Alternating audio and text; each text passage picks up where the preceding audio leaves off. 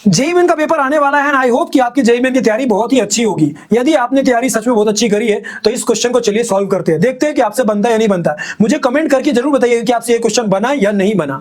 देखो यार, इसमें ये है कि आपको बताना है कि किस केस में मोस्ट एसिडिक हाइड्रोजन देखने को मिलेगा, मतलब इन चारों कंपाउंड्स में से कौन इजीली H+ रिलीज कर सकता है। ठीक है, एक बार आप इस क्वेश्चन को सोचिए और मैं भी सॉल्व करता हूं। देखिए, मेरा तरीका यह है कि जब कभी मुझे चेक करना होता है कि मोस्ट एसिडिक हाइड्रोजन किस केस में मिलेगा, तो मैं सिंपली एक काम करता हूं, मैं बस ये देख लेता हूं कि H+ के निकलने के बाद जो कॉन्जुगेट बेस है क्या वो स्टेबलाइज्ड है या नहीं है, क्योंकि यदि वो स्टेबल कॉन्जुगेट बेस बनेगा तो वो इजीली H+ रिलीज कर पाएगा, लेकिन अनस्टेबल रहेगा तो H+ रिलीज नहीं करेगा।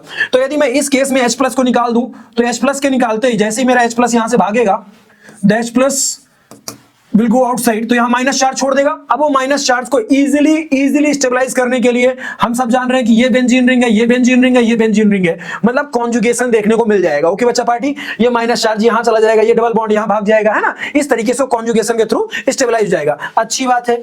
यहां बात करें, यदि यहां पे H+ चला जाएगा तो उस कंडीशन पे यहां माइनस चार्ज आएगा, लेकिन उसको स्टेबलाइज करने के लिए ये रिस्पॉन्सिबल इस बार नहीं होंगे, बल्कि ये इसको डीस्टेबलाइज कर देंगे, है ना, इलेक्ट्रॉन डिस्टी ऑफर कर करके, प्लस आई इफेक्ट ऑफर कर करके। ठीक है, तो ऑब्वियस सी बात है, ये तो अनस्टेबल है, मतलब ये इजीली H+ रिलीज नहीं करेगा। यहां की बात करो तो यहां भी वही कंडीशन है, यहां भी वही कंडीशन है कि जब यहां से H+ मूव करेगा बाहर की ओर तो यहां पे जो माइनस चार्ज आएगा उसको स्टेबलाइज नहीं कर पाओगे with the help of conjugation और रेजोनेंस व्हाटएवर यू से। नाउ इस वाले केस में आ जाइए।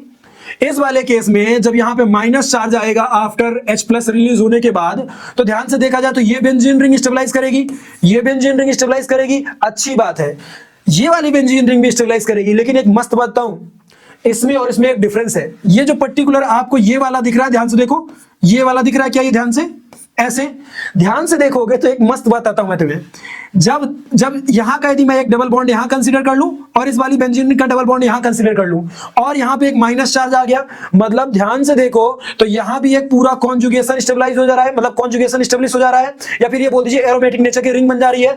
उसी तरह यहां भी एरोमेटिक नेचर की रिंग, एरोमेटिक नेचर की रिंग, एरोमेटिक नेचर की रिंग, मतलब ध्यान से देखो यहां तो ओनली 3 बेंजीन रिंग्स स्टेबलाइज कर रही थी, लेकिन यहां बेंजीन रिंग्स के अलावा ये साइड में 3 और फर्दर रिंग्स हैं जिनमें भी आपका इलेक्ट्रॉन आसानी से एक तरह से देखा है तो कॉन्जुगेशन का पार्ट बन सकता है या कॉन्जुगेट हो सकता है। मतलब जितना अच्छा कॉन्जुगेटिंग नेटवर्क उतना स्टेबल स्ट्रक्चर। सो सबसे ज्यादा स्टेबल कॉन्जुगेटिंग बेस किस केस में होगा, इस केस में। सो सबसे बेटर या इजीली H+ कौन रिलीज करेगा, B। So this is the most acidic one. I hope कि आपको समझ में आया होगा। वीडियो अच्छा लगा हो तो लाइक करिए, चैनल पर नए हो तो अभी सब्सक्राइब कर लेना, क्योंकि हर दिन मैं आपको कोई ना कोई नया वेरिएशन लाके सिखाता हूं। थैंक यू बच्चा पार्टी, टेक केयर।